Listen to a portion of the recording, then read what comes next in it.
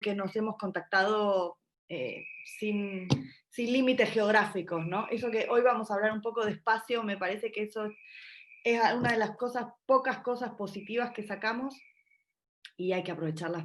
Yo diría todo lo que podamos.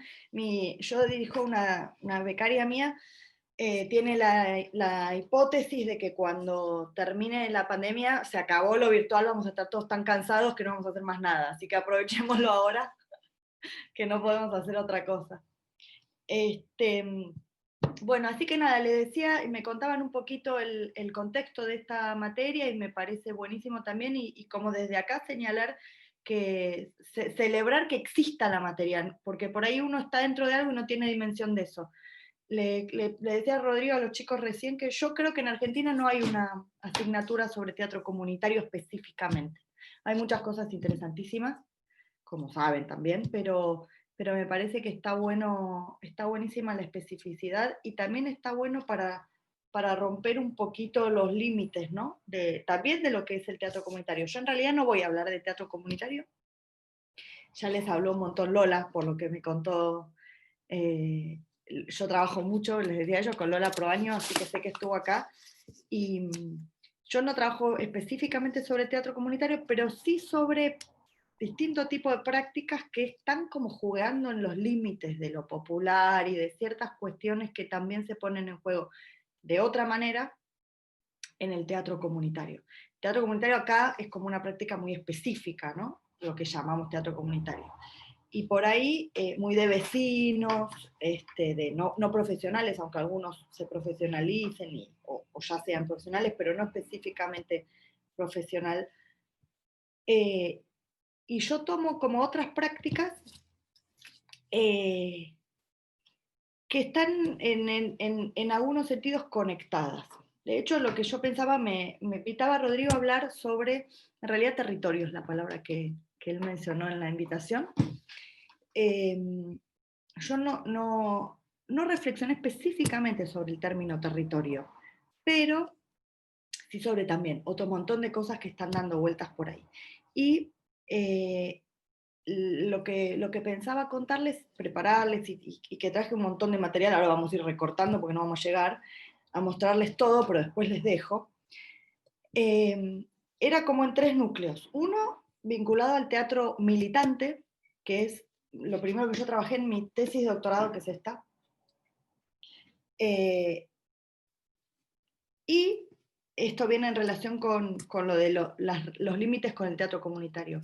Muchos de quienes a partir de los 80 hicieron en Argentina teatro comunitario reconocen su experiencia en teatro militante en los 70, antes del golpe, el golpe acá, como saben, fue en el 76, como antecedente para después haber podido imaginar la posibilidad de un teatro comunitario. La organización en colectivos de trabajo en relación con la militancia de los años 70 posibilitó después imaginar esos colectivos comunitarios. Uno de ellos, que me lo decía así tal cual en una entrevista, es Ricardo Talento. Seguro lo he escuchado nombrar. Él está en Barracas, en el Centro Cultural Barracas. Admito. Y veían en esto, en este teatro, un montón de herramientas y de posibilidades que después pusieron en juego ahí. Entre ellas, las relaciones con el espacio. Esta cuestión territorial, local. Miren, voy a empezar a compartirles. La idea es hacer así, hablar un poquitito sobre teatro militante,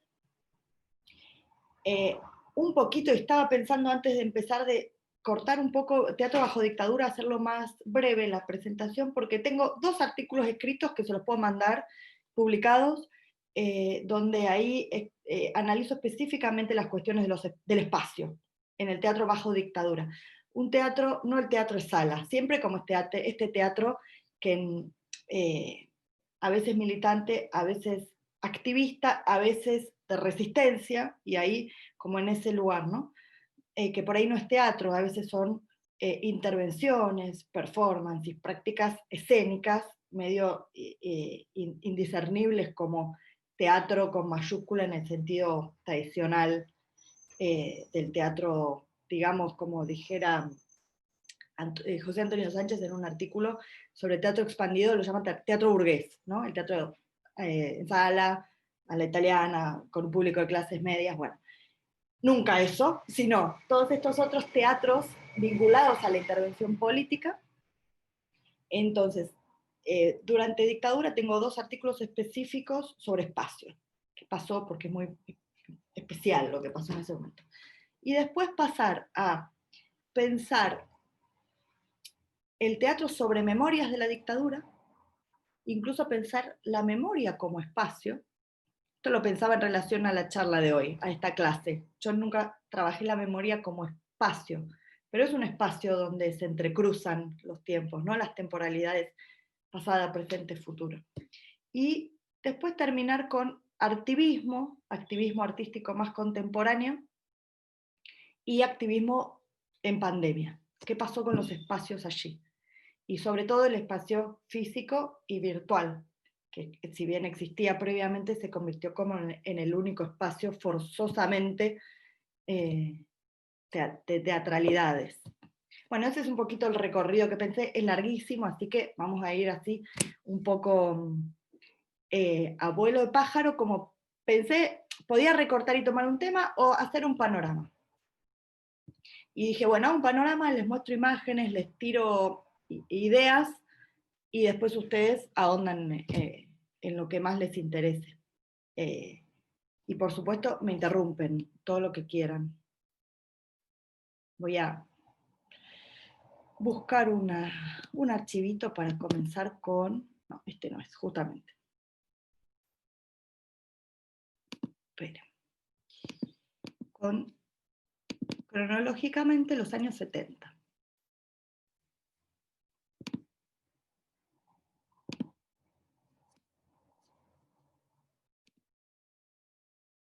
Antes de comenzar, bueno, espera.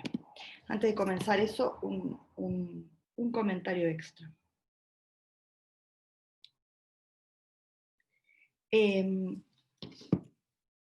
Pensaba, me parece que vamos a estar todo el tiempo merodeando alrededor de algunas ideas de espacio. Una es la idea de espacio escénico, digamos el espacio de la representación. Ahí hay un artículo también sobre representación, que no quiero meterme en la idea de representación. Hay un artículo de José Antonio Sánchez. Después, si les interesa, me piden, busco y les paso. Pero que presenta muy bien una clasificación, digamos, de la idea de representación en 4 conceptos útiles para el teatro. Representación, digamos, como la del personaje, representación política, digamos, 4 ideas de representación. Pero bueno, acá hay una noción de espacio vinculada con el espacio escénico. Después tenemos el espacio público, digamos, la arena de lo político. Lo político también. Les voy a tirar como autores sin ahondar para poder avanzar, y después ustedes, si les interesa, me preguntan, pasamos los textos. Yo trabajaba lo político y la política a partir de las definiciones de Chantal Mouffe, Ernesto Laclau. Entonces, lo político como ese espacio de disputa, de antagonismo, de agonismo, va a decir Chantal Mouffe, donde se construye una idea del adversario, otra del enemigo, como diferencias, pero bueno, la disputa en el espacio de lo político, y el espacio como un espacio en uso, digamos, definimos el espacio a partir de cómo se usan los espacios, ¿no? Y tenía por acá una idea de espacio clásica, muy clásica de Lefebvre, en el arte de lo cotidiano, creo que es. ¿Dónde? No, perdón. Y me estoy confundiendo les tiro 2 cosas.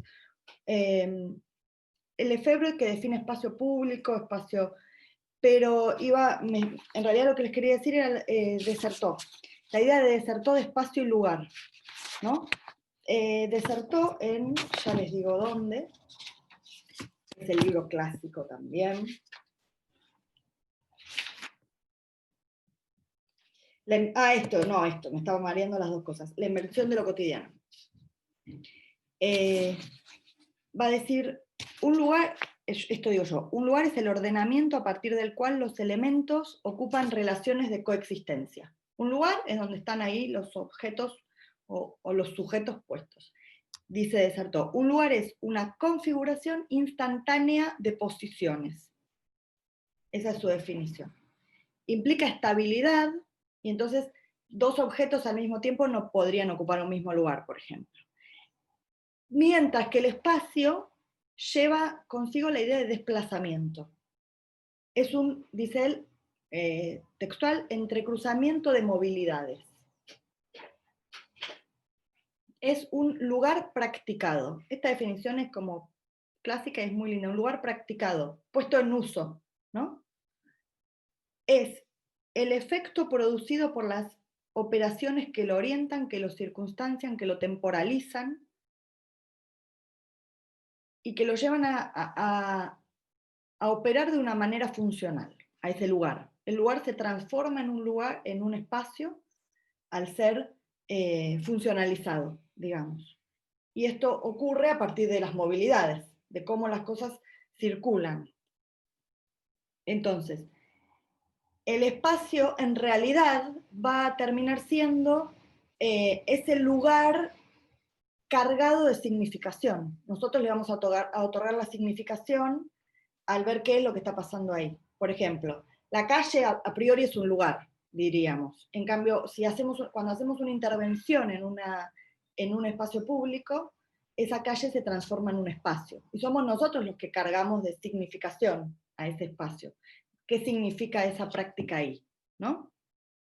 No sé si es en el caso que fuera una práctica artística, ¿no? Una intervención de resistencia, una intervención activista, una performance de activismo artístico, los que decimos qué significa eso somos nosotros. Y nosotras, sobre todo. Bueno, eso por un lado. Respecto de los espacios, y sobre todo los espacios públicos. Entonces teníamos como tres tipos de espacios para pensar: el espacio escénico, el espacio público y el cuerpo, pensaba yo, como espacio. Me parece que el cuerpo es la superficie, primero, la superficie de contacto con el exterior. Hubo un artículo de Judith Butler al comienzo de la pandemia que me pareció, ¿vieron cuando todos los intelectuales empezaron a publicar artículos muy al comienzo? Que Agamben diciendo que había una conspiración, Zizek, bueno. Butler publicó 2 o 3 muy al comienzo y uno que está en el Hemispheric, en el sitio, el Hemispheric hizo como una compilación, cada tanto sacaba artículos sobre pandemia, ¿no? Habló de superficie, de la piel como superficie. Me pareció una idea hermosa también, que no lo había pensado así y no lo vi en ese momento en los otros artículos que iban saliendo. Hablando de la pandemia y cómo la piel es la superficie de contacto a partir de la cual el virus entra o no entra, digamos, en relación con el exterior, el cuerpo y la piel. Entonces, bueno, pensaba yo en ese sentido, a partir de la piel, fundamentalmente el cuerpo es esta superficie de contacto con el exterior. Y por un lado es el cuerpo como espacio, la expresión de sensaciones y de ideología en el cuerpo, a través del cuerpo como lugar físico, se expresan tanto las sensaciones. Yo vengo laburando también este año, el año pasado, con teoría de los afectos, ¿no? Entonces, ahí hay otra puerta para abrir si quieren después. Pero no pensé traerles nada sobre eso, pero es una ventanita que si quieren después entramos. En cuanto a sensaciones, emociones, afectos e ideología. ¿no? Me parece que expresamos las dos cosas con el cuerpo. Y a su vez, el cuerpo también es inscripción de la norma, el disciplinamiento, Foucault. En el cuerpo se ve la norma, como está inscripta en el cuerpo. Y entonces me parece ahí que estos como tres espacios que van a estar presentes todo el tiempo en estas experiencias. Entonces, dicho lo cual, les comparto este que lo tenía hecho previamente, sobre, lo ven, ¿no? Bueno, lo dejo así en este modo porque si lo pasamos a modo de vista de presentador no les veo a ustedes. Así queda medio feo al costado las diapos, pero así les puedo ver, aunque sea algunas caras. Muy breve, brevísimo, ya son las 11, vamos por el primer tema, un pantallacísimo 66, 76 sería la década en la que yo circunscribo la emergencia, desarrollo y final de este tipo de teatro militante. Pensamos la militancia como una definición coyuntural, no se milita igual en las distintas coyunturas históricas. Militancia se carga de significación en cada contexto. Entonces, este periodo está caracterizado por la radicalización política y revolucionaria a nivel global, ¿sí? Desde la descolonización de África, partiendo de los 60, partiendo en realidad de la Revolución Cubana en el 59, pasando por la descolonización de países africanos, pasando por el Mayo francés y todas las repercusiones, Río de Janeiro, California, Córdoba, en el 69, en Argentina. Entonces, voy a recontravuelo de pájaro. La aceleración política lleva a una radicalización revolucionaria y por lo tanto el conservadurismo va a responder cada vez con mayor fuerza. Y como estructura de sentimiento, que es un término Williams, ocurre una politización de la vida cotidiana. Yo creo que acá vivimos algo mínimamente parecido con el kirchnerismo, no sé si pasó algo ahí en Chile con los gobiernos progresistas, Bachelet y eso, pero acá esta politización de lo cotidiano, yo sentía que podía haber algo parecido a lo que estaba estudiando.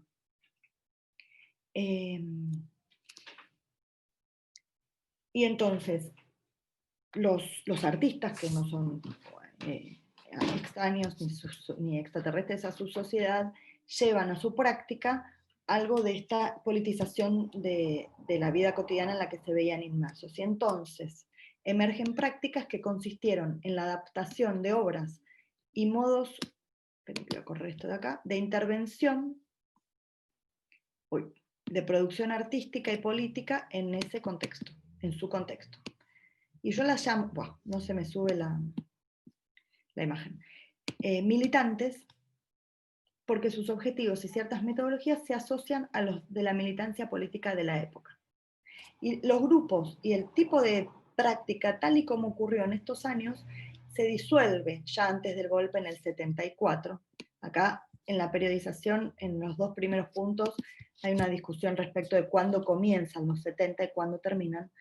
Y respecto de las prácticas de teatro militante, yo observo que empiezan fuertemente a organizarse los grupos de manera más sistemática con el Cordobazo, en el 69, y terminan hacia el 74, lo que 11 pasa, horas.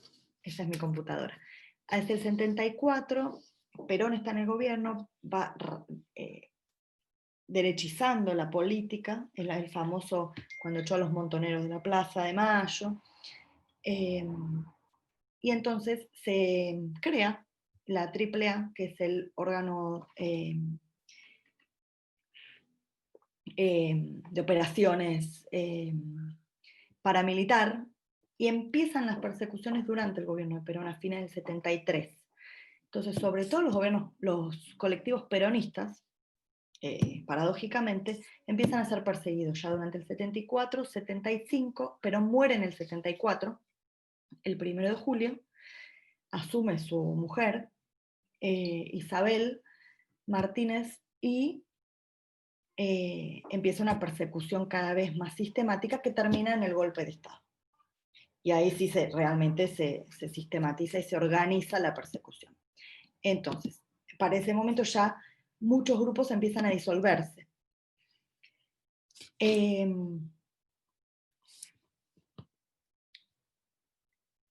Los grupos tienen relación diversa con distintas agrupaciones o partidos de izquierda. Algunos peronistas, otros leninistas, más marxistas, en el sentido clásico, trotskistas, como el PRT, como, bueno, varios grupos vinculados a agrupaciones peronistas.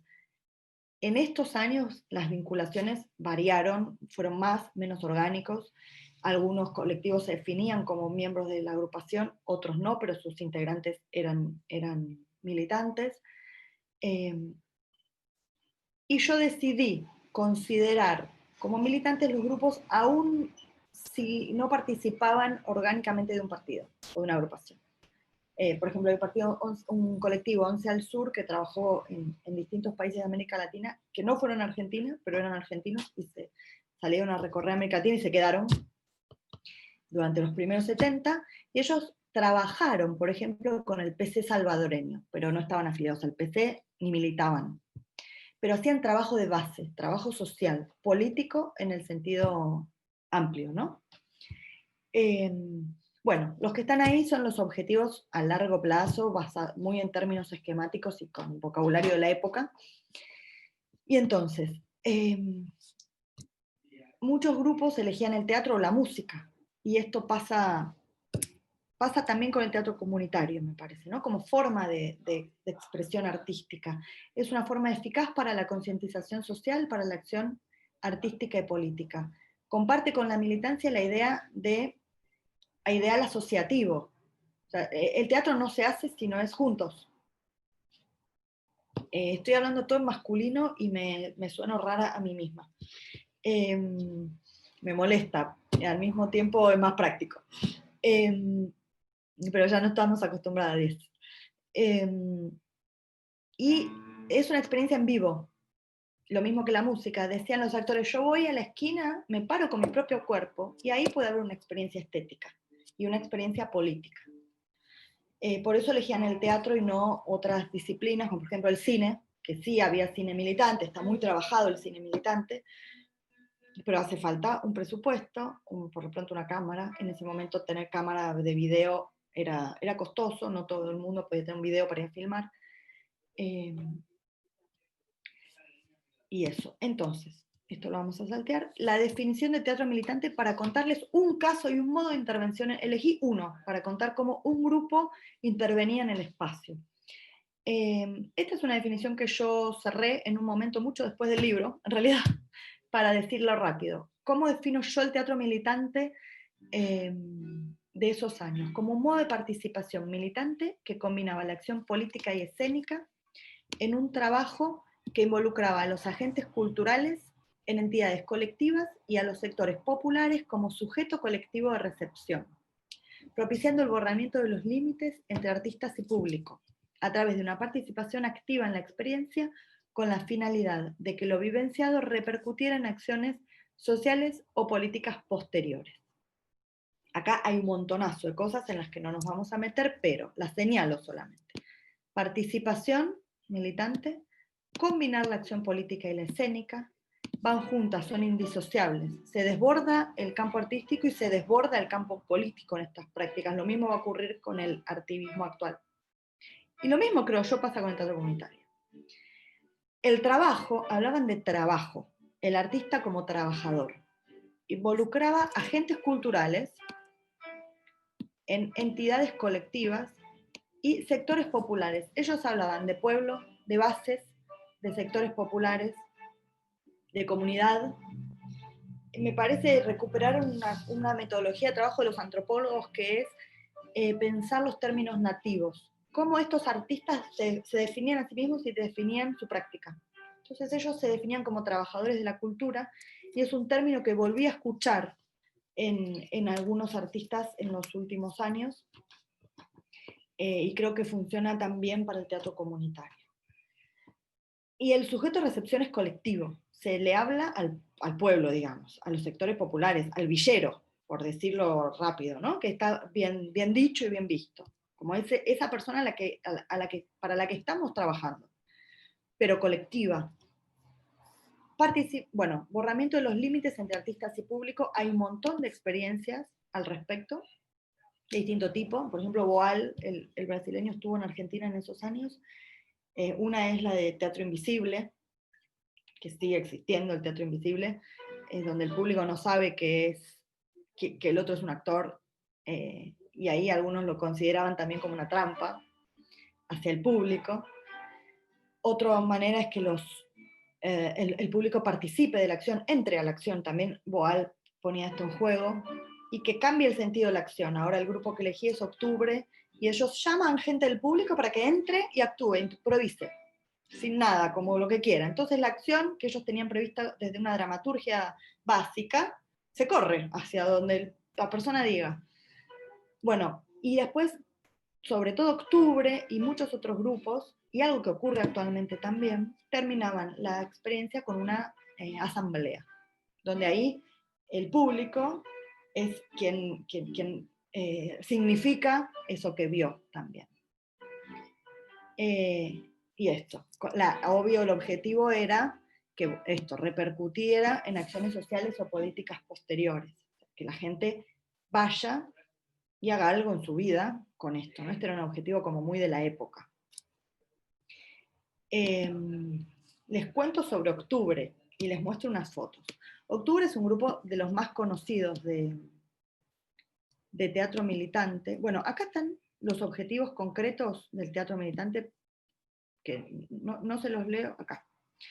Estos es como los elementos que definen el teatro militante.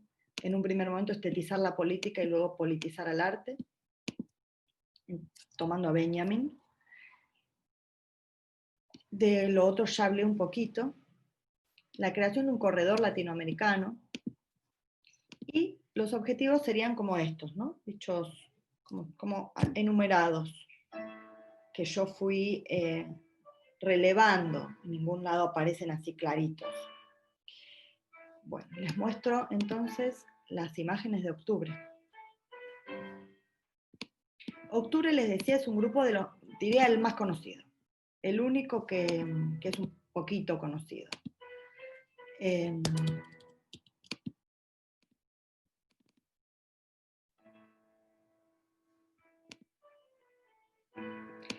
Octubre estaba integrado por quien vemos ahí, que es Norman Brisky. El material que tenemos documental de la época es de este nivel, de esta calidad. De hecho, no hay filmaciones de ningún grupo en vivo, porque había una urgencia por el trabajo, no por el archivo, no les interesaba copiar material ni nada, y en los 70 lo que tenían lo quemaron, en la dictadura. Lo quemaron, lo tiraron, lo perdieron, quiero decir, lo dejaron por seguridad. Este es Brisky. El grupo, paso a compartir otra, el grupo era un grupo no abierto a 80.000 personas, pero sí eran unos cuantos participantes. Funcionó entre el 70 y el 75.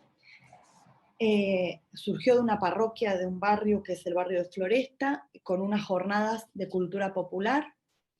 Estaba integrado por artistas y no artistas. Brisky era como la cara pública que traía público, que traía contactos, que traía lugares donde hacer el trabajo. Brisky hacía, para que se den una idea, en el 67, estamos hablando del 70, en el 67 había sido muy famoso por una película, La Fiaca, y trabajaba en teatro de revista. Mi abuela lo vio en el teatro de revista.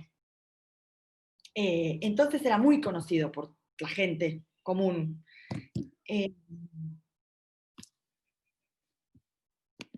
¿Alguien quiere entrar o algo así? Perdí la pantalla general. Esperen.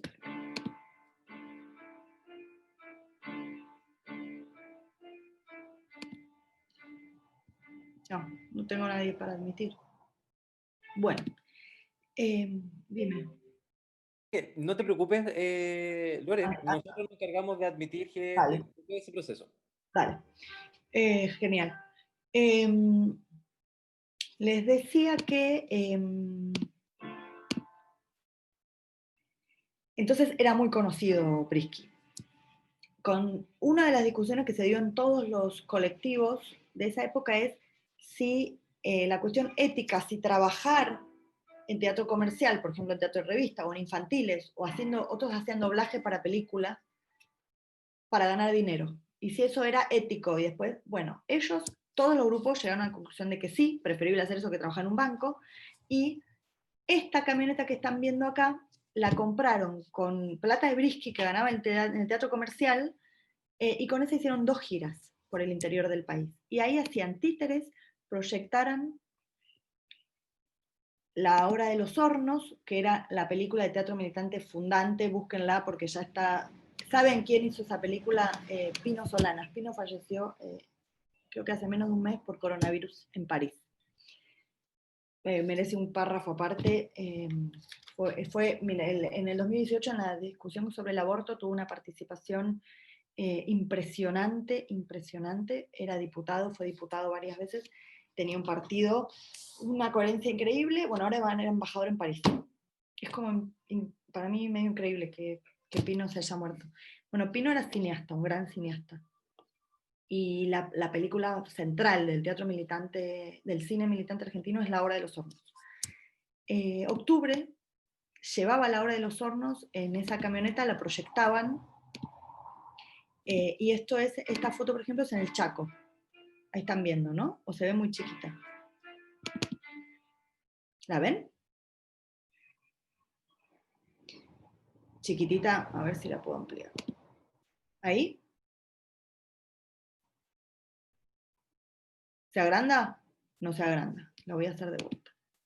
La voy a agrandar primero.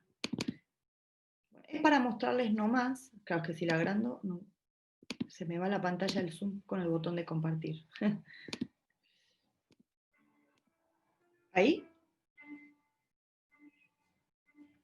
Esa es la camioneta nomás para mostrarles. En Chaco se fueron hasta Chile a apoyar la candidatura de Allende. Esa fue la segunda gira. Por Entre Ríos, Santa Fe, Chaco, cruzaron el norte hacia Chile, entrando por Atacama. Y allí apoyaban la candidatura de Allende. En relación con Chile, otro grupo, 11 al Sur, trabajó en Europa en el 73, en el momento en que llegaban los chilenos exiliados, y entonces encontraron ahí una conexión con el público latinoamericano a partir del vínculo con Chile. Bueno, esta es otra, a ver si se ve, está muy pequeña. Otra obra, esto es en Diamante, provincia de Santa Fe. Este es Brisky, ¿se ve? ¿O muy chiquita? Y este es el escenario, este es el público. Y ellos llegaban a un lugar, hacían lo que llamaban una dramaturgia de urgencia, con una metodología que repetían cada vez, que era llegar al lugar. Primero se conectaban con los vínculos de la zona, que podían ser punteros políticos, o compañeros de militancia, generalmente, o a veces, en general por vínculos políticos, pero a veces podía ser por vínculos artísticos, ¿no? Que llegaran a un barrio o a una localidad. Se reunían con los punteros de la zona, con quienes conocían, que les contaban los mayores problemas del lugar. Ellos escribían una dramaturgia breve sobre eso. Carlos Aznares es periodista y es quien escribía junto con Brisky. El mismo día o el día siguiente hacían la obra. Después de la obra, la asamblea. Y entonces, no este grupo, pero otro grupo contaba, hubo una época de toma de tierras. Esta está muy oscura, pero se las muestro igual a ver si se ve. Es la misma obra.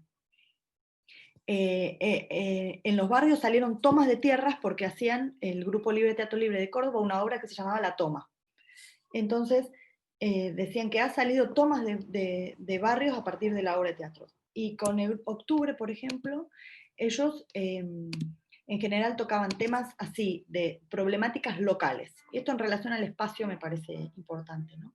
Y en relación a las relaciones con lo popular, y este vínculo siempre complejo del artista finalmente de clase media, que para salir de esa posición como de iluminado que va a los sectores populares, a las comunidades locales, a decirles cómo salir de esa situación.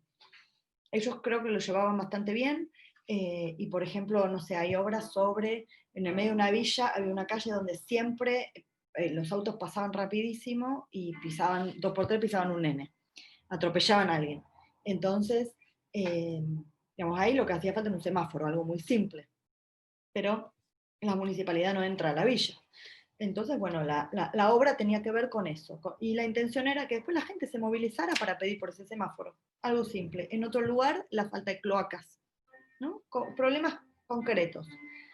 Trabajarlos, que la gente participara de la obra, esto, entrando a la obra y modificando el curso de la acción dramática, y en la asamblea esta discusión. Este es un poco el modo de trabajo de octubre. No me quiero extender mucho más para no comernos el tiempísimo, pero hay otros modos de intervención, pero siempre vinculados a las relaciones con los espacios locales. Yo trabajo al final del libro la relación, o sea, entre los tres tipos de identidad: local, nacional y latinoamericana. Y ahí hay bastante para explorar también en términos de espacio. Estaría bueno alguien que tome el guante y trabaje cada uno de estos puntos a fondo, que yo nunca llegué, y cómo esa construcción de identidad tiene que ver con las condiciones territoriales, ¿no? En momentos donde la política nacional tomaba un lugar preponderante, por ejemplo, cuando volvió Perón, lo traen a Perón de España, estaba exiliado, ahí grupos como Octubre, Octubre eran peronistas, tomaban las temáticas de las titulares de los diarios, por decirlo, ¿no? En realidad eran el grupo no, pero los integrantes, muchos de ellos y no todos, militaban en el peronismo de base, que es la agrupación de superficie del peronismo de izquierda. O sea, ellos no hacían militancia armada, no clandestino, digamos, militancia social y política. Algunos de ellos entraron a Montoneros y hacia el 72 las agrupaciones entran en lo que Luis Mattini estudia el PRT, que es un partido trotskista-leninista según los momentos, llama la desviación militarista, digamos, toman las armas y abandonan la militancia política porque parecería que es la manera de intervenir. Bueno, muchos dejan, muchos no, varios, porque tampoco eran muchos en el grupo, varios dejan el grupo y se abocan a la militancia en Montoneros. Un par de personas. Y este grupo varios se exilian, y también tienen varias desaparecidas. Dos titiriteras, y me contaban, en este grupo pasaron cosas como muy de mucha sensibilidad, que no la pudieron buscar porque no sabían su nombre. Era la Titi, y por cuestiones de seguridad no conocían su nombre verdadero. Bueno, esta es la experiencia un poco de este grupo. Y hay muchos casos diferentes, pero me parece, para cerrar, que en los primeros 70, la relación con el espacio tiene que ver con una relación funcional en términos de activación de una experiencia estética y política local, nacional, latinoamericana, pero vinculada al territorio. En dictadura, ni les cuento nada, tengo un montón de powers con imágenes. A ver si les pongo una, pero solo tengo estos dos artículos que les contaba, que se los paso directamente, pero lo que yo trabajé fueron, se los digo rapidísimo, para que tengan idea por si les interesa indagar. Ay, se me fue la carpeta. ¿Cuáles fueron las tácticas y las estrategias desarrolladas por los colectivos? Por los colectivos. Bueno, no tengo acá las. Perdonen. No sé, ni la busco porque voy a perder el tiempo. No son imágenes directas, pues tampoco tengo buenas fotos, pero ¿cuáles fueron las tácticas y las estrategias para evadir la censura y evitar la persecución? Desarrolladas por este tipo de artista que había radicalizado su práctica. Entre ellas hay una relación importante con los espacios, por ejemplo, la realización de experiencias en espacios privados, entrar con contraseña, pac, pac, pac, de boca en boca, que no haya circulación, que no se difunda, que ahí va a ocurrir algo, aunque lo que ocurra después no sea político, había mucha cuestión de vanguardia y demás, heredera de las vanguardias de los 60, pero la estrategia tiene que ver con el espacio privado. Pasaron a desarrollarse acciones en el espacio privado, y eso quedó hasta el día de hoy. Y tampoco era nuevo, no es la primera vez que se hacía algo en una casa, pero la función era evitar la persecución. También la transformación y el volver porosos los espacios, dónde es adentro y dónde es afuera. Hicieron una acción, en un artículo de esos tengo descripta, para no alargarme, una acción en una cancha de fútbol en relación con los detenidos en el Estadio Nacional en Chile. Nunca se dijo, pero esa acción hecha en la cancha de Argentinos Juniors estaba remedando la situación de tortura y de detenimiento del Estadio Nacional, cuando se volvió en el 75, que se reabría el Estadio Nacional, me parece, como centro clandestino. Y entonces ellos trabajan en torno a una relación de poder, haciendo como irónicamente algunos públicos les daban comida, bebida, todo muy bien, y a otros no les daban nada, como reproduciendo las relaciones de desigualdad económica.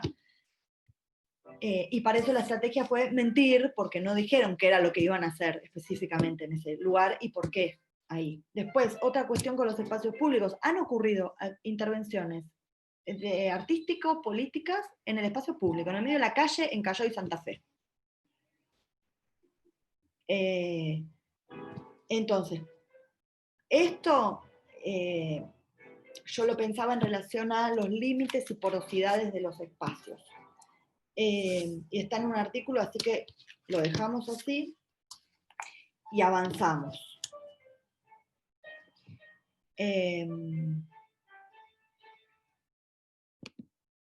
Me dan ganas de contarle algunas porque algunas de esas son increíbles, son como antológicas. Bueno, una cortita, no hay fotos de esto, que yo haya conseguido. Periberta, que toma el nombre de Espacios en Libertad. En una casa chorizo, vieron una atrás de la otra, en el 11, en el barrio de 11. El grupo, la compañía de mimo contemporáneo que dirige hasta el día de hoy Ángel Elizondo. No tienen nada que ver con una activación política, ellos hacen un trabajo de mimo, de pantomima, recontra vanguardista, lo censuraron todo el tiempo por desnudos. Una obra suya, Cacuy, en el 78 fue censurada por aparecer desnudos.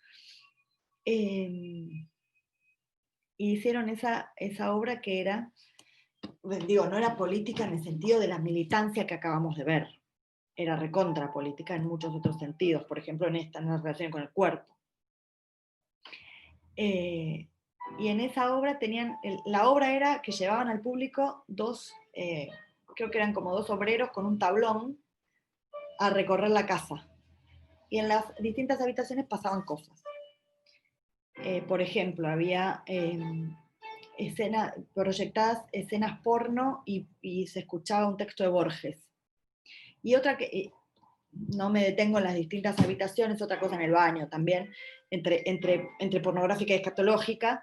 Y una que a mí me encanta contar es que en una habitación había, bueno, no la repasé y no quiero decir cosas que no son, pero me parece que había como una chica teniendo relaciones con un chico, una cosa así, y en el medio alguien descorre una cortina y se ve en el techo de enfrente Superman volando. Era el momento Superman. O sea, la industria cultural norteamericana era la época de Superman, ¿no? Y bueno, todos los militantes que yo les conté hasta ahora, Superman, el imperialismo, horror, satán, ¿no?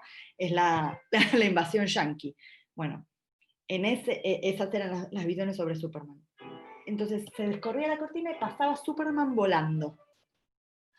Entonces ahí yo trabajo un montón respecto de qué pasa con los espacios, se extiende la idea de la casa como espacio de refugio hacia el afuera. Entonces, el afuera pasa a ser parte del refugio, del adentro. Solo lo veían quienes habían tenido la contraseña para entrar. Pero sin embargo eso era un espacio exterior y un espacio peligroso. Pero Superman era el superhéroe y bueno, ahí hay un montón para pensar. La cuestión es que pues, lo que hacían era un reflector puesto por ellos y un actor disfrazado de Superman que se tiraba con una cosita que habían puesto. Lo que me contaban en entrevistas es que todos los chicos del barrio, los nenes, decían, ¿cuándo va a volver Superman? ¿Cuándo va a volver Superman? Claro, y ellos no avisaban cuándo iba a haber función, porque lo metían presos. Si avisaban que iba a haber función. De tanto los nenes pendientes que vieron a Superman. Ahí hay como también relación con el lugar, ¿no? Con el barrio. El 11 es un barrio de trabajadores, de sectores populares. Y todos los pibes diciendo, ¿cuándo vuelve Superman? Bueno, ahí para pensar los espacios hay bastante, ¿no? Y también la relación con el primer mundo. Es en los 70 que se empieza a hablar de primer mundo y tercer mundo, como categorías. Y también es en los 70, recordarán el concepto de creación colectiva de Enrique Buenaventura, el colombiano. El teatro militante, no este, el teatro militante abreva de la idea de creación colectiva. Esta gente tenía una relación mucho más estética vinculada con las vanguardias, ¿no? Bueno, pasamos, ahora sí. Me gustaba contarles, y de paso les paso otro chivo. Hoy les pasé un chivo, ahora en realidad les voy a pasar otro. Les pasé en privado a las chiques, después se los cuento, pero ayer a las 3 de la mañana me pasaron las pruebas de imprenta de un libro colectivo que me hace muy feliz porque hace 6 años que lo estamos tratando de sacar, sobre ciudades performativas. El concepto de ciudad performativa es una idea que desarrollamos con una colega holando-francesa, es holandesa y trabaja en Francia, Pizzi Venstra, y el libro trata de Buenos Aires, Berlín y Madrid, y las políticas de memoria y desmemoria, y cómo, estoy tratando de ubicar se me corrió, las políticas de memoria y desmemoria, en esas 3 ciudades decimos desmemoria, sobre todo pensando en ciertos momentos históricos de las políticas, de las políticas oficiales y particularmente en Madrid. Y cómo, la idea tiene que ver con, rápidamente, cómo las prácticas artísticas en los espacios urbanos, en estas ciudades, construyen a la ciudad misma, la vuelven, la ciudad se performa a sí misma, digamos, a través del arte que allí ocurre. El libro está integrado por autores de distintos países, españoles, argentinos, también franceses, alemanes, holandesas, y cada autor trabaja una disciplina, literatura, primero políticas culturales de la memoria en esa ciudad, después literatura, plástica, artes visuales, teatro, cine. Ese es el libro.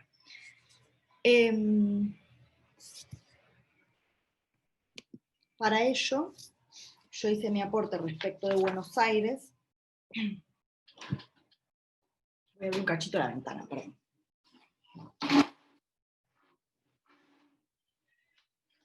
Y les cuento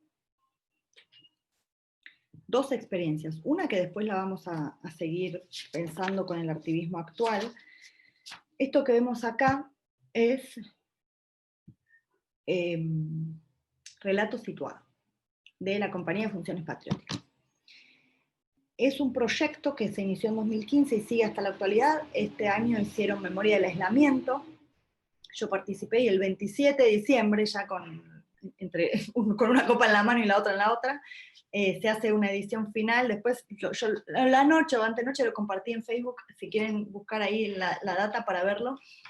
Se va a hacer un compilado de todas, y se hicieron 6 ediciones, creo, con 5 artistas cada una relatando su memoria del aislamiento, digamos, obras breves, audiovisuales, 5 artistas internacionales por año, generalmente, mayormente argentinos, pero también de otros lugares, y hicieron una compilación que va a pasarse el 27 y después vamos a tener una charla. Yo voy a estar en la charla. Pero hasta este año, que fue virtual, las memorias, los relatos situados serán en el espacio urbano. Trabajan con la idea de deriva a pie, de situacionismo y de Guy Debord. Una deriva es una experiencia en una zona de la ciudad que fue seleccionada para ser intervenida. Entonces uno recorre esa zona y van pasando cosas. Hay como puntos donde ocurren performances. Una topografía de la memoria del 16 fue como el sello, porque a partir de ahí se empezaron a hacer variantes.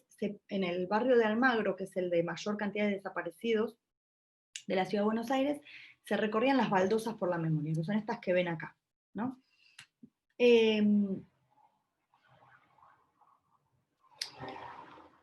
Quiero resumir, por eso estoy dando vueltas. Se les otorgaba un mapa, este mapita a cada una de las personas, que ellos llaman participantes y no espectadores.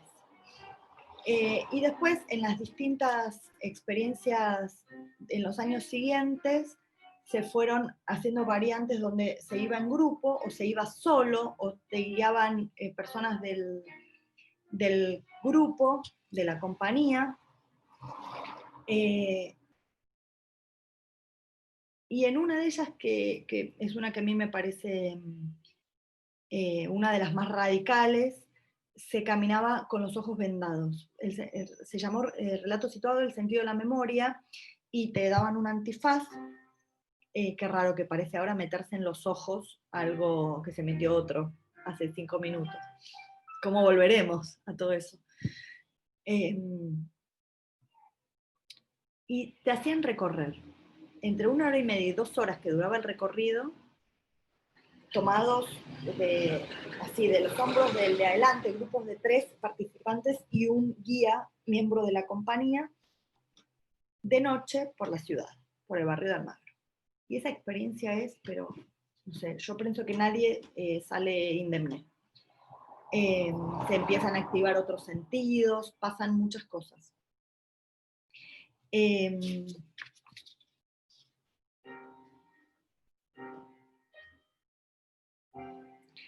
Para ellos una deriva es una técnica de paso interrumpido a través de ambientes diversos. El concepto de deriva está ligado indisolublemente al reconocimiento de efectos de naturaleza psicogeográfica y a la afirmación del comportamiento lúdico constructivo. Esto es Guy Debord, ellos lo toman de él, que la opone en todos los aspectos a las nociones clásicas de viaje y de paseo.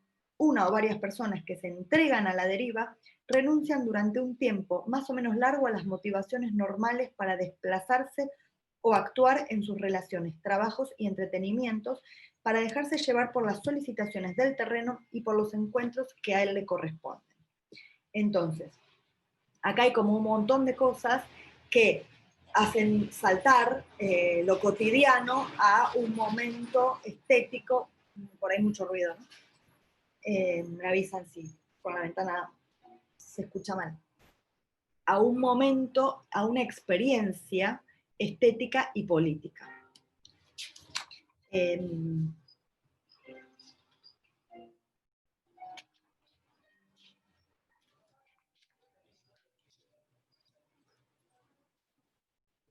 Yo pensaba también creo que es en la introducción a este libro que les cuento, en la idea de Peggy Pellan de reappearance, de reaparecer, ¿no? de cómo los espacios urbanos se resignifican cada vez que volvemos a pasar por los mismos lugares. Después de estas experiencias, uno pasa, y esto ha sido como constatado en charlas, no podés pasar por ese lugar otra vez sin pensar en la experiencia que tuviste ahí. Entonces, eso resignifica no solo las experiencias pasadas vividas en ese lugar, sino también las futuras. Entonces, estas experiencias y estas prácticas artísticas funcionan como un modo de hacer volver a aparecer, reappear, lo que ocurre en esos espacios, resignifican los espacios, ¿no? Como un volver a mirar lo ya visto, descubriéndolo de nuevo. Y eso me parece que después vuelve a pasar cada vez que uno pasa por ese lugar. Esto de volver a hacer aparecer el espacio es como una de las funciones centrales que termina cumpliendo esta experiencia. Bueno, después hay como otro montón de cosas para pensar ahí, qué pasa con la confianza, sobre todo en la que se va con los ojos vendados, ¿no? Yo ahí también tengo varias cosas publicadas, las puedo pasar, hay alguna en prensa, pero en lo que respecta específicamente a los espacios, me parece que esto es central, y es central como la idea de, yo pensaba también la idea de espacio urbano como texto, cómo escribir la ciudad al recorrerla, y cómo reescribirla cada vez. Esto es como un poco algunas cosas que se articulan en torno a la noción de ciudad performativa. Y les cuento otra experiencia que es bastante distinta y hasta en algún punto contrapuesta. Esto es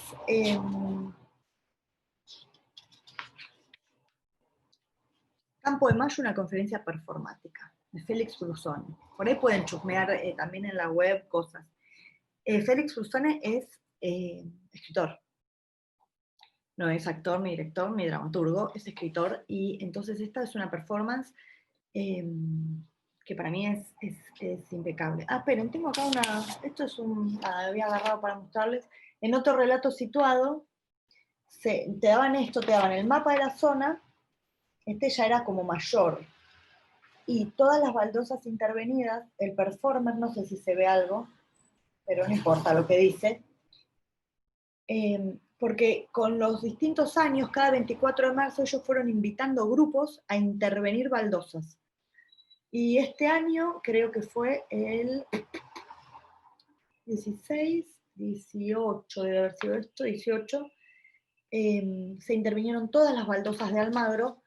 De hecho, el grupo que yo coordino en el Germani, a pesar de ser un grupo de investigación, nos invitaron y hicimos intervenciones, me lancé a la performance, y me dieron una baldosa de un famoso político,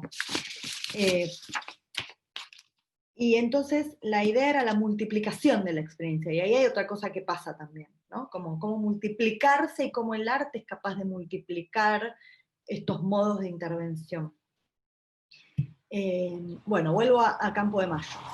Campo de Mayo trabaja sobre Campo de Mayo. Campo de Mayo es un lugar muy raro, que existe en la provincia de Buenos Aires, que es un destacamento militar, que fue centro clandestino, no es de los centros clandestinos más famosos por ser centros clandestinos, pero ahí es famosa la apropiación de bebés, además la tortura y un par de cosas feas de ese estilo. Y Campo de Mayo en realidad es como un lugar donde se puede entrar, es una parte gigante verde rodeada por barrios, pero hay calles en su interior y uno puede entrar y de hecho para ir de un barrio al otro tienen que pasar por el medio Campo de Mayo. Es de gendarmería. Entonces ahí hay, por ejemplo, polígono de tiro. Uno pasa y el paisaje es polígono de tiro, como así. Es muy raro. Parece ser que, bueno, Félix Brusone lo que hace en este trabajo es una experiencia autobiográfica de construcción de su propia identidad. Su madre está desaparecida, él vive en Campo de Mayo, en los barrios aledaños, y tiene familiares por ahí. Lo que expone ahí, digamos, la parte autobiográfica tiene que ver con cómo hilvanar todos esos hilos de su historia personal y de la historia política. Esta es la foto de la casa de su infancia. digamos, cómo hacer las distintas genealogías que propone el espacio. Esta es además, ahí hay una, ¿cómo se llaman las cosas esas donde queman la basura? Querían, no sé si hay algo del SEAMSE, que es una, no sé, que es una empresa. Entonces es como todo surrealista ese lugar, es una mezcolanza. Acá, y esta es la imagen de la construcción de ese lugar como centro de memoria. Entonces, acá respecto al espacio ocurre otra cosa muy particular, mientras que Relatos Situados es una obra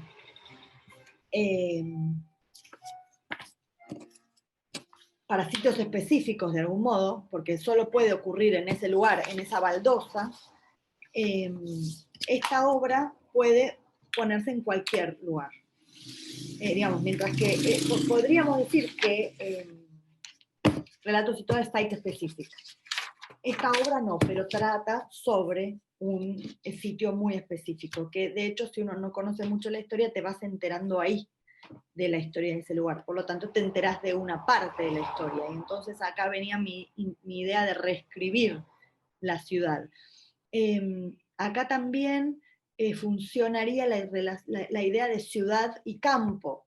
Esto no es ni campo ni ciudad, es una zona intermedia, donde es ciudad y es campo. Acá si tienen ganas de indagar por ese lado respecto al espacio, está el libro de Williams, La ciudad y el campo. Es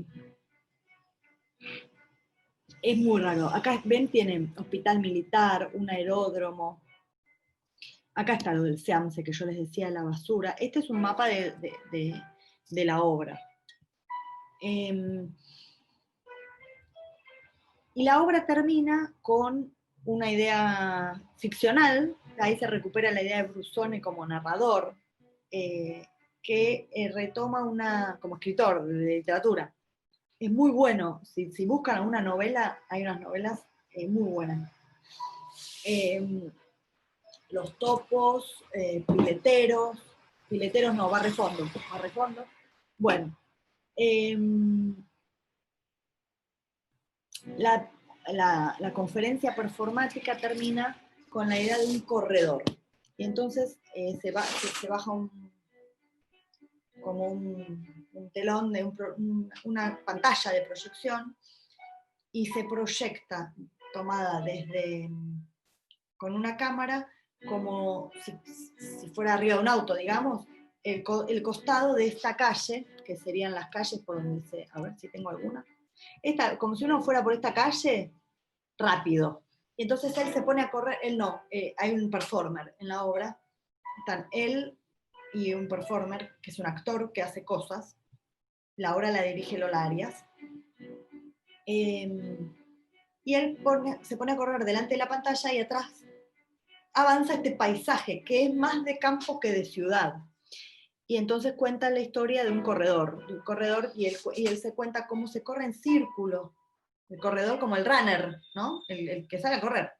Y que se puede hacer el círculo en Campo Mayo, que es larguísimo igual, es solo como que para práctica de, ¿cómo se llama? No sé cómo se llama, lo de salir a correr. Entonces, acá pasa otra cosa con los espacios, que se resignifican de otra manera y que se vincula la idea de ciudad con la de campo, la de orilla, la de zona. Yo tengo acá y quería traer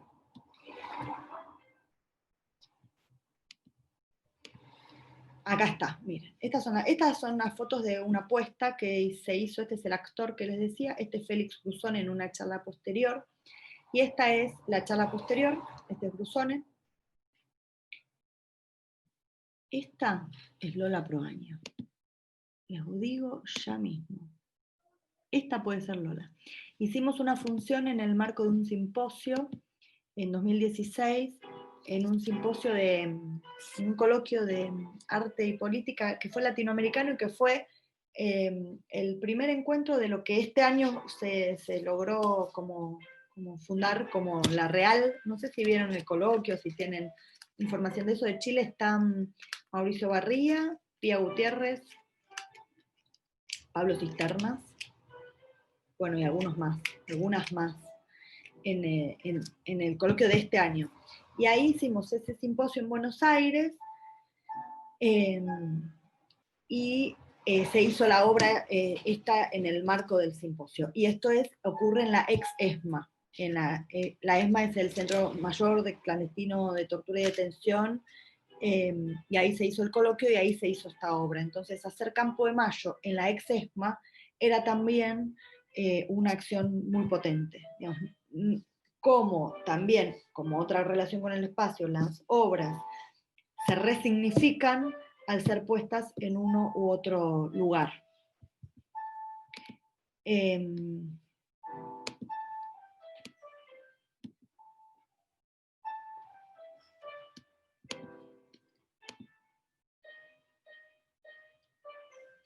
Vuelvo a relatos situados. ¿Ustedes están viendo algo?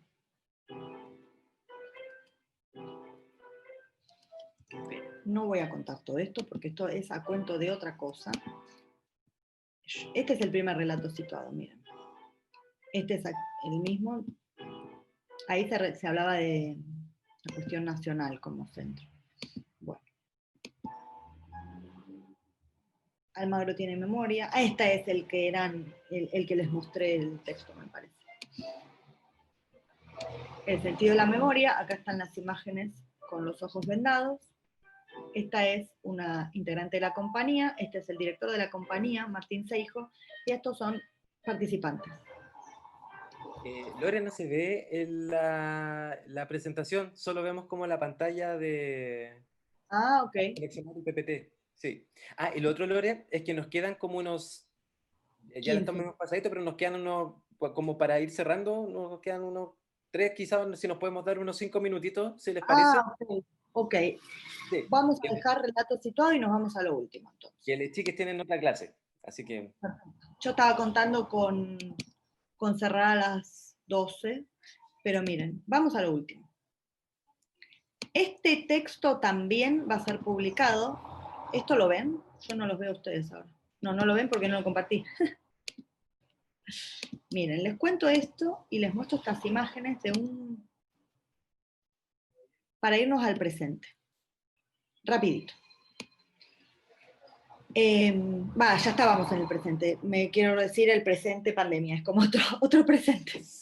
Primero, relaciones con los espacios del artivismo.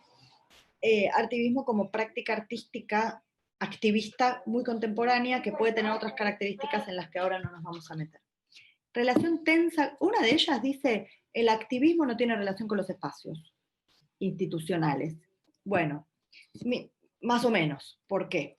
Acá comprobamos cómo sí hay una relación siempre tensa. Lo primero es la memoria en el centro de la Compañía de Funciones Patrióticas, en el Centro Cultural Recoleta, meca de las Bellas Artes, SIDAI. Se hizo una curaduría para hacer una intervención en el Recoleta. Esto es dominio público, un colectivo activista que hizo el manifiesto Cyberpunk en el Centro Cultural San Martín, también un espacio público. Y esto es una intervención que hubo en la ex ESMA, se me achicó.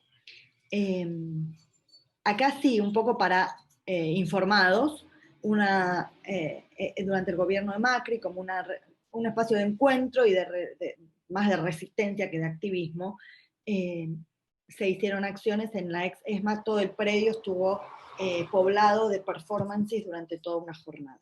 Entonces, acá hay 3 tipos de espacios que demuestran que el activismo, el artivismo, no es antiinstitucional o contrainstitucional, sino que mantiene relaciones, está dentro de algunas instituciones, esas relaciones siempre son tensas y diversas. Otra cuestión con el espacio. Acá tenemos, bueno, con el espacio virtual. Acá ingreso esto sobre espacio virtual. Las relaciones entre los cuerpos, la presencia y la virtualidad ya vienen desde antes de la pandemia, como sabemos. Y los colectivos activistas tenían le daban distinto tipo de función a lo virtual. En el caso de las FAC, esto fue una acción increíble el día que apareció Santiago Maldonado, no sé si recuerdan que estuvo desaparecido por el gobierno de Macri. Esto fue una acción en 4 puntos cardinales, también hablando de geografías. La acción se difundió a través de las redes, estábamos todos esperando cuándo venía la próxima. Esto casualmente no, ellos eligieron hacerlo en el Escuadrón 36, en el Bolsón, en la Patagonia, al lado en límite con Chile, en la cordillera. Acá está la cordillera. Y se hicieron intervenciones acá, en Jujuy, La Rosadita, que es como centro de las cooperaciones nacionales y también con relaciones corporativas horribles, acá en relación con lo militar y con que habían desaparecido Maldonado, en Comodoro Rivadavia, la cuestión de los tanques de extracción de energía, de petróleo, y en el Congreso, como centro del poder político, a lo largo de todo el día. La relación, lo que quería plantear era la relación con el espacio geográfico, cómo la Argentina se armaba en ese, quedaba contenida, y por otro lado, lo virtual. Las acciones se iniciaban en las redes, se seguían a través de las redes y terminaban en las redes. Y en el lugar había poca gente, no se esperaba público presencial por razones obvias. Primero porque era inesperado, porque ocurría, porque estaban en lugares perdidos en el medio de la nada. OAMA es otra para que busquen increíble. El grupo Fin de un Mundo, OAMA es Organización Amigos de América. Hicieron una cosa medio, dijéramos rápido, de teatro invisible. Tienen una página web, llegaron a contar que esto era falso, pero son todos personajes ligados a, digamos, la cultura norteamericana. Hicieron 2 intervenciones en 2 parques y tomaban afiliados, y la gente se afiliaba. Se cantaba el himno en inglés, el himno argentino, se hacían danzas folclóricas con porristas, como la mixtura entre lo yanqui y lo autóctono, de una manera muy irónica, pero la gente se creía que eso era cierto. Eso transcurrió en 2 lugares físicos, pero después siguió a través de las redes. Y siguieron, y salían tenían personajes que decían, desde Miami les auguramos un buen fin de año, en el medio del macrismo, cuando invitaba al presidente norteamericano. Y esta es otra relación con lo virtual también, donde, a una manera como más clásica, digamos, se armaban audiovisuales de difusión de lo que fue la performance en las redes posterior a la performance, ¿no? Esto, para incorporar acá la cuestión del espacio virtual, y que se dio por completo este año. Solo menciono estas 3. Para el 24 de marzo ya había que refuncionalizarse. Acá el aislamiento más estricto comenzó el 16 de marzo, en esa semana. El 16 se levantaron las clases, el 20 creo que fue el aislamiento, la cuarentena estricta, 24 de marzo era ahí nomás. Entonces la conmemoración del golpe se hizo por las redes y se hicieron pañuelazos, se ponía el pañuelo en la ventana, seguro tal vez lo escucharon. Lo mismo para el 3 de junio, con respecto al Ni Una Menos. Se hicieron proyecciones también, no así, el 24 fue como, hubo distintas acciones, pero esto de vincular el espacio privado, hacerlo público y subirlo a la red. Entonces yo, por ejemplo, me mudé acá hace 3 años y me enteré quiénes de mis vecinos ponían el pañuelo. Y esto es la memoria del aislamiento. Esto soy yo y mi hija, cuando participamos con mi grupo en nuestro audiovisual para una memoria del aislamiento, que fue virtual. Bueno, -5.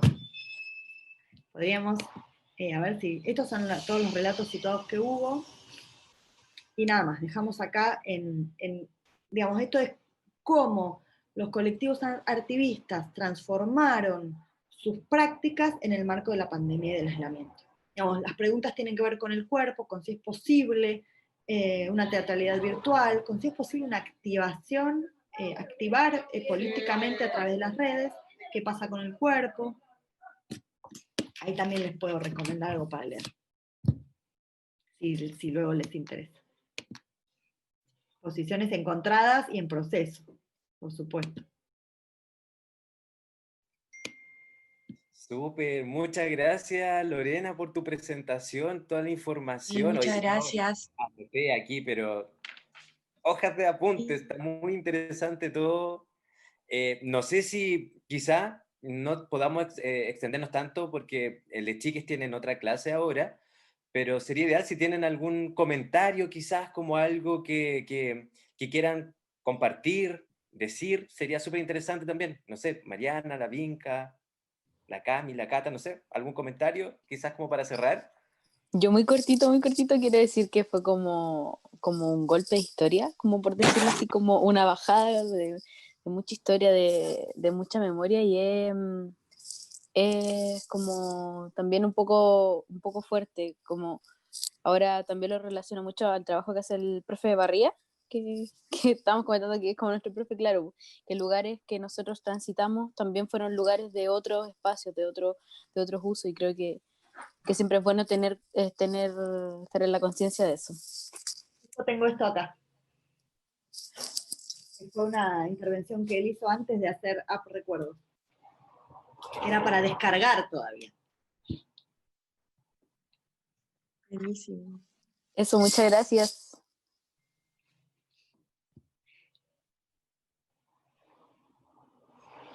Genial. ¿Alguna otra palabra? ¿Algo antes de cerrar? ¿Cualquier cosa? Si no, damos entonces, damos entonces como por finalizar la sesión de hoy. Muchas gracias, Lorena. Muchas gracias, Lorena, por todo lo compartido. Creo que a todos nos abre también la posibilidad y las experiencias de reflexión, de trabajo, de seguir pensando también en estos cruces que nos permite también esta otra experiencia, también como lo mencionaba, sería súper importante pensar y trabajar sobre la identidad latinoamericana, como qué sucede ahí. Hemos tenido invitadas desde Salvador, de Argentina, ha sido un espacio de encuentro donde lo hemos visto reflejados también en muchas cuestiones, muchos puntos en común. Entonces sería súper interesante ahí también repensar ese espacio. Qué Me parece, bueno. sí, un espacio de pensamiento muy emergente, así que nada. Bueno, gracias. Sí, Perdón, hablé demasiado. Por ahí tenía que haber cortado para que quedara más tiempo para la charla, pero calculé que para charlar hasta acá y que pensé que teníamos un rato más para charlar después. Le calculé, estaba confundida pensando que teníamos un ratito más que pudiéramos charlar. Así que No, nada, perdón por eso. no te preocupes, Loret. Nada, entonces, eso. Cerramos Sí, entonces. Muchas gracias, Gracias. María. muchas gracias. Gracias, Gracias. Cata, Gracias a ustedes. amadísimo. Chao, Bueno, chao, gracias. Gracias.